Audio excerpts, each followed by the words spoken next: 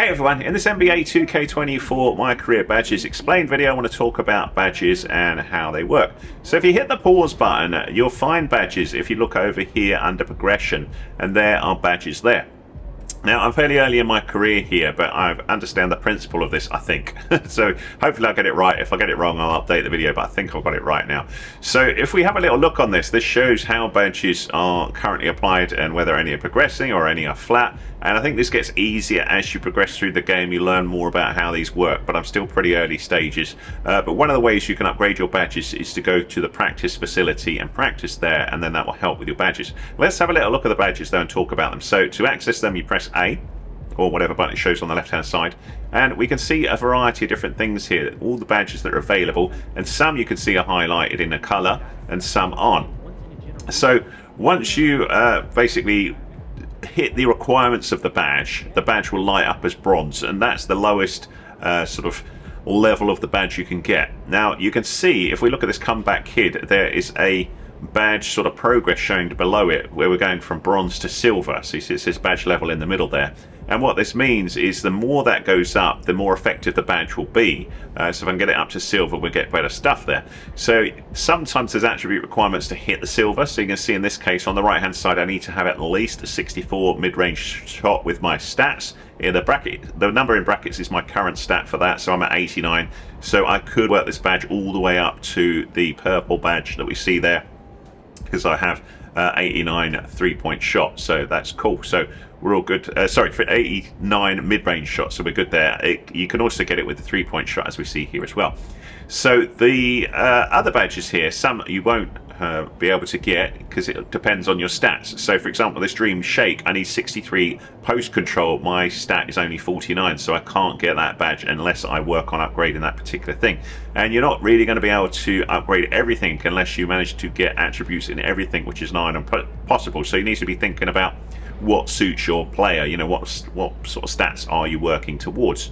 So we can also see here the trends, so we can see what I'm working on. So floaters, slippery off the ball are progressing nicely. Everything else is flat, so I'm not really working towards the badges in the game. And you can sort of work on these in different areas, but we'll talk about those in a second. So let's go back to the badges here. So we're talking about how we're getting them sort of upgraded, and you can see slippery off the ball. I've managed to work on that. So what I'm basically doing there is trying to get off of open off screens, getting the player to move effectively through traffic. So the more I do that, the better I'm going to get. I also need that acceleration, so I've got 73 acceleration, so that sort of badge is fairly easy for me to progress because I'm doing that all the time. If we have a little look at the B tier badges, these are you know, slightly more powerful badges. And you can see I've got quite a lot of these already unlocked, and some of these I was unlocking using the or progressing them in the practice facility, so have a little look at that. But again, we've got the same sort of thing here where these are unlocked based on my stats, so the more your stats improve, the better you'll get here. So if I got pass accuracy up to 60, this badge would unlock as well. Same thing with these ones as well. So we've got the, you know, these are getting better badges. So the green machine, for example, gives an additional shot boost when consecutively achieving excellent releases on jump shots. So that'll keep progressing as we go through there as well, and the S tier stuff here as well.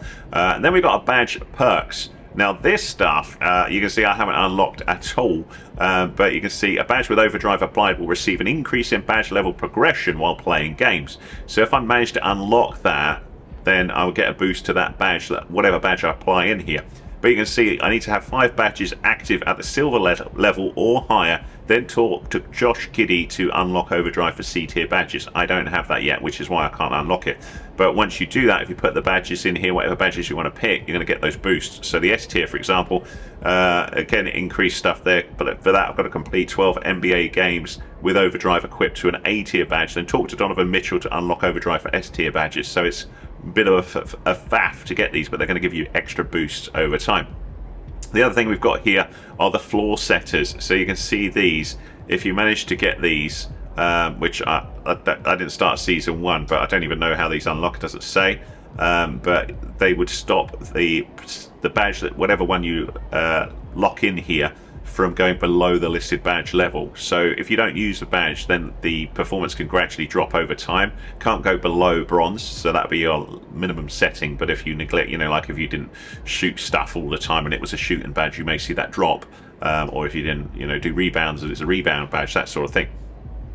You've also got the performance multipliers here, so you can see we could get these for any of these different areas in the game, so whether that's NBA games, City games, the Rec, or Pro-Am, and these you basically get perks for this. So you can see if I complete 20 NBA games with a teammate grade of A or higher, then I could go and see Therese Halliburton in Sunset Park, and I would get that one unlocked. And you can see then if I started getting a teammate grade, badge level progression would be accelerated. So I've got all of those things as well. So they're all sort of perks that will help your player over time, something to be mindful of. And if you want to progress them quickly between every game, go to the practice facility and see that separate video on that, or just play games and think about how you could use that badge. So like moving around off the ball would do the slippery off the ball one, or shooting 3-pointers is going to help that one. You get the idea. Hopefully that explains it for you. You don't need to equip them anywhere, they're just automatically there, and you'll see the sort of little messages pop up in game as you're using them. So hopefully that explains it a bit better for you. If that was useful, give us a thumbs up please, that's much appreciated. Any comments welcome. If you need more help with the game, do let me know with what. I'll do my best to help in a future video.